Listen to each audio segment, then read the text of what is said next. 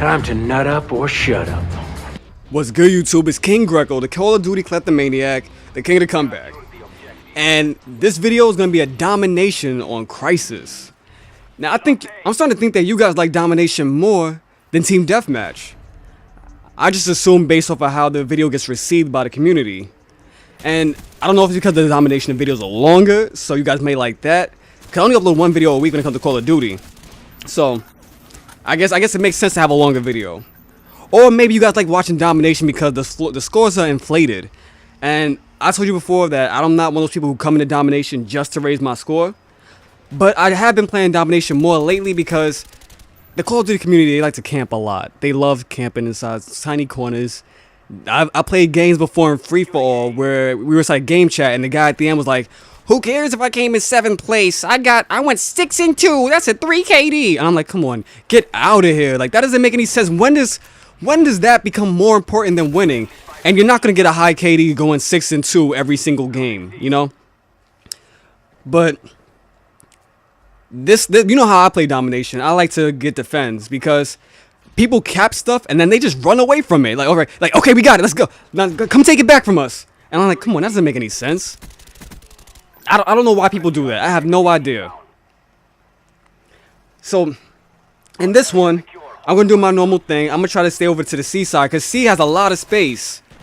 And, I mean, A has a lot of space also because this is a pretty big map. But I like to be on the C side because I'd rather have them spawn outside just in case a teammate gets air support or something like that. They can't just hide in the house. Although, the only problem with that is that sometimes they love to all go run inside to B and they'll wait there. And that means that they're all going to cap it together. But, you know, that happens. Right now, we have a pretty good lead already. It's me and Princess Tavia in this game. And I'm doing my job. I'm being a Call of Duty kleptomaniac, even though I got killed already trying to be a kleptomaniac. If it wasn't for that, I probably would have all my streaks already. But and that's another thing. When I play domination, I put my streaks on as high as possible.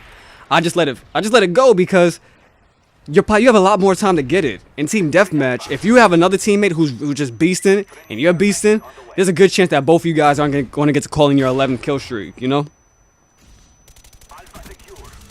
And there's been plenty of times before when I put it on 11, I didn't get to 11, but I would still go like really high. Like, I don't know, there's times when I run out of ammo when I'm using silencer. So I have to use Galil's, and if I use not Galil's, so I have to use dual mag. But if I use dual mag, then odds are I'm probably going to be using, what's it called? Counter spy plane. Because I like being invisible all the way. Like, give me enough time to be invisible by the time I make it to a, let's say, a 7 kill streak or so. So I put the SR-71 up. I try to help my teammates out. I do that all the time because most people, they do it for themselves. Like, I do it for my team. There's plenty of times when I get like maybe 1 kill with the Blackbird, and you know, it happens. But my team, we have twice their score right now. And just because we have twice their score, do not let that fool you. These guys are trying to win this game. This guy's going to C, so I'm going to do my job. I'm going to try to defend it. But that other guy fell out of nowhere, so I only got 1 defender. He barely got there in time. I mean, for the other guy to get the points. So I got an offense, and I'm going to do my job. I'm picking up different weapons off the floor, trying to find the best one. Because there's a pile of dead bodies right here. And I help my team cap. Now, when it comes to domination, I should not have more than 3 caps. If I have more than 3 caps, that means that something went wrong. And odds are that means it's going to be a close game, or the game is going to be... Yeah, it's either going to be close, or the game is going to be a loss, either one. So I'm doing my job. I'm the only one here defending this flag. That's what I mean. We captured it, and then everybody just ran away. But I understand. They're trying to go cap B and stuff like that. They're trying to make sure the other team is trapped. But that's the thing. Like, if you're not a good, let's say, spawn trapper or slayer, leave it to the professionals and go help your team out or go defend something. So I waited for the guy to come back. I got him. Another defense added onto the stat sheet. The only reason I was using motion sensor was because I was going to try to go, I guess, kind of prevent certain spots they could spawn at. But I decided it'd probably be best if I use that to go let me know when they're at B. And it's also give me a chance to go defend, I don't know, around the B side at the same time. Because it's like I have eyes in the back of my head. And speaking of that, why are they going to let you have motion sensor and a thermal a heartbeat sensor inside the next game. Why are they letting you do that? I don't get that. One is overkill. And I just ran to a claymore. But one is overkill, so two of them is just unnecessary. And that guy just blew my teammate's face off. But I get my defenses.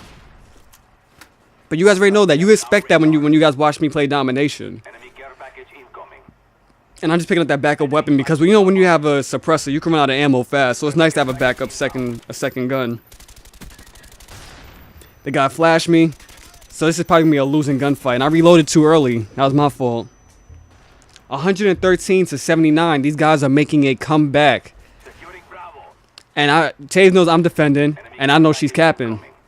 We have our roles when we play this. And once again, another defense. You always have to be elusive when you're playing this. My rule is just constantly keep moving. Don't sit. Like, a corner may get you 1 kill or 2 kill, maybe 3 kills if the other team has no communication. But somebody's gonna come back for you. Just keep moving.